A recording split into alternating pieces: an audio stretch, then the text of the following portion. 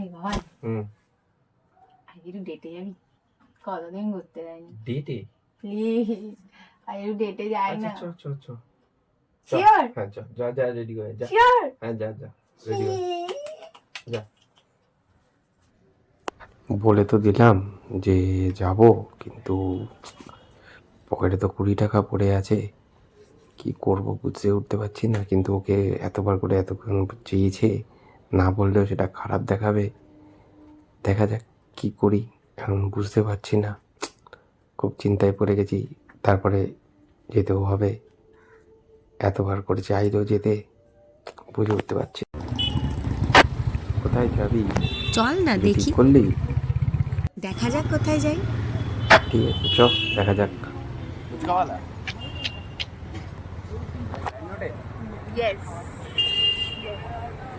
আচ্ছা, ডেট মানে কি শুধুমাত্র বড় বড় রেস্তোরাঁয় গিয়ে দামি দামি খাবার খাওয়া, নাকি বড় বড় শপিং মলে গিয়ে দামি দামি জামা কাপড় কেনা?